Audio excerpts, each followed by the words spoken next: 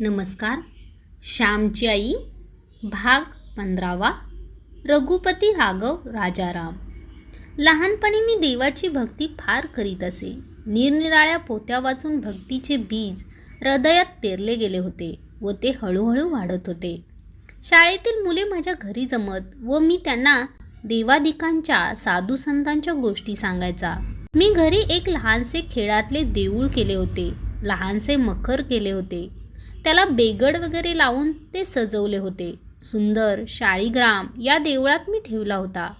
तो शाळीग्राम फार तेजस्वी दिसत असे. चंद्रहासप्रमाणे तो शाळीग्राम आपणही आपल्या तोंडात नेहमी ठेवावा असे मला वाटते. रविवार आला म्हणजे माझे मित्र व मी पुष्कळ भजन करीत असो. कधीकधी आम्ही कथा कीर्तनी करत असो. आमच्याजवळ मृदुंग वगैरे वाद्ये थोडीच होती. घरातील रिकामा डबा घेऊन आम्ही तोच जोरजोराने वाजवित असो व भजन म्हणत असो. आमच्या भजनाने सारी आळी दुमदुमून जाई. विठोबाला वाहिली फुले, भजनी करीती लहान मुले. विठोबाला वाहिली माळ, भजनी करीती लहान बाळ वगैरे कितीतरी भजने म्हणत आम्ही नाचत असू. भक्ती विजयातील निरनिराळ्या प्रसंगीचे धावे आम्ही पाठ केले होते व तेही हात जोडून म्हणत असू. गजेंद्राची ऐकून करुणा सत्वर पावलासी, जगजीवना प्रल्हाद रक्षका मनमोहना पावे. आता सत्वर द्रौपदी लज्जा निवारणा, पांडव रक्षका मधुसूदना गोपीजन मानस रंजना. अनाथनाथा रुक्मिणी वरा, भीमा तीरवासी विहारा. जगत व दय्या जगत उद्धारा, पावे आता सत्वर वगैरे गोड धावे अजूनही मला पाठ येत आहेत व ते म्हणताना अजूनही वृत्ती सद्वतीत आहे. आम्ही त्यावेळेस फार मोठे नव्हतो. मराठी 5वीत मी होतो. वय 11 वर्षाची होते नव्हते, परंतु भक्तिभावाने आजच्यापेक्षाही त्यावेळेस मी मोठा होतो. त्यावेळेस ना शंका ना संशय, गोड श्रद्धाळू भावमयी भक्ती. निर्जळी एकादशी मी करायचा. परमेश्वराचा जप करायचा. कार्तिक स्नान, माघ स्नान, वैशाख स्नान वगैरे करावयाचा. कथा सारामृत या पोथीत स्नानाचे महत्त्व आहे. स्नान करून शेंडी उजव्या बाजूने पिळली तर अमृत होते असे त्या पोथीत एके ठिकाणी आहे. एका राजपुत्राला कोणी ब्राह्मणाने ती शेंडी त्याच्या तोंडात पिळून उठवले अशी कथा दिली आहे. मला ते खरे वाटे. आमच्या गावात कुणीतरी मेले होते. मी आईला विचारले, मी पहाटे अंघोळ करून उजव्या बाजूने शेंडी त्याच्या तोंडात पिळीन, मग तो उठेल नाही का? आई हसली व म्हणाली, तू वेडा आहेस. त्यावेळची ती भोळी श्रद्धा चांगली की आजचा संशय चांगला मला काही सांगता येत नाही. परंतु जाऊ द्या, मी गोष्ट सांगणार आहे ती निराळीच. चातुर्य मासात आमच्या गावातील गणपतीच्या देवळात रोज पुराण होत असे. कोणीतरी शास्त्री येत व 4 महिने आमच्या गावात मुक्काम करीत. सायंकाळी 4-4:30च्या सुमारास पोथी सुरू होत असे. गणपतीचे देऊळ आमच्या घरापासून फार लांब नव्हते. त्यावेळेस आजोळच्या घरी आम्ही राहत होतो. देवळातील पुराण जर मोठ्याने सांगितले तर समोरच्या आमच्या घरी ते ऐकू येत असे. पुराणाला 10-5 पुरुष व 10-20 बायका बसत असत. त्या दिवशी रविवार होता. देवळात पुराण सुरू झाले होते. आई पुराणास गेली होती. ती पुराणाला फार वेळ बसत नसे. थोडा वेळ बसून देवदर्शन घेऊन ती परत येत असे. घरात कोणी नव्हते. आम्ही मुले जमलो होतो. भजन करण्याचे ठरले.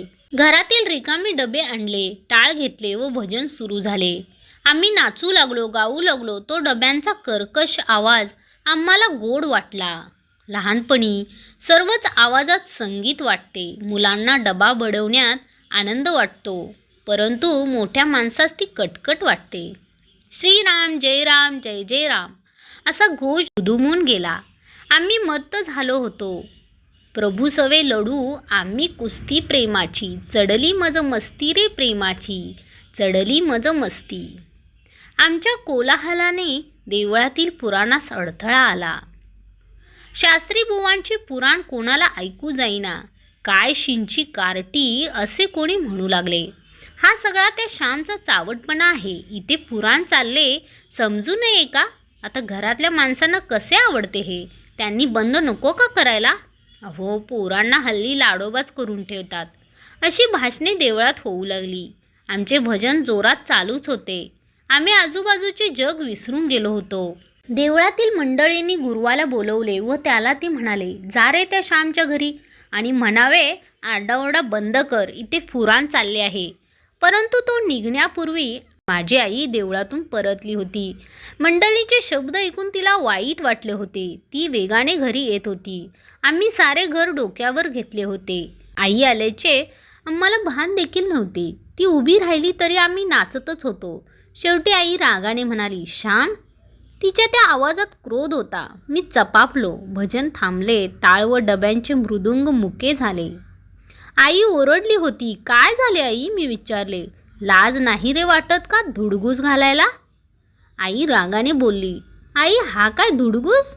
आम्ही आमच्या देवासमोर भजन करीत आहोत. तूच ना हा शाळीग्राम मला दिलास. बघ कसा दिसतो आहे, छत्रीच्या पांढऱ्या बोंडाचा. आम्ही त्याला मुकुट घातला आहे. तू रागवलीस होय? मी प्रेमाने पदर धरून विचारले. इतक्यात देवळातील भिकू गुरव आला व म्हणाला, श्याम, देवळात पुराण चालले आहे. तुमचा धागडधिंगा बंद करा. पुराण कोणाला ऐकू येत नाही तुमच्या ओरडण्याने.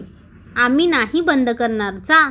त्यांचे पुराण चालले आहे तर आमचे भजन चालले आहे. माझा एक मित्र म्हणाला, अरे श्याम, जरा हळू भजन करा. हे डबे कशाला वाजवायला हवेत? मोठ्याने ओरडले म्हणजेच देव मिळतो असे नाही. आपल्यामुळे जर दुसऱ्याला त्रास होत असेल तर तेरे कसले भजन? आई शांतपणे म्हणाली, साधू संत सुद्धा टाळ वाजवीत व भजन करीत. मी म्हणले, परंतु मुद्दाम दुसऱ्याला त्रास देण्यासाठी नसतं ते वाजवीत. इतरांना त्रास झाला असता तर त्यांनी भजन थांबवले असते. श्याम, तुला देवाचे नाव प्रिय आहे का हे वाजवणे प्रिय आहे? आईने विचारले. वाजवणे म्हणजे आई रंग चढतो. नुसते नाव कंटाळ आणील. मी म्हणालो, हळूहळू टाळ्या वाजवा.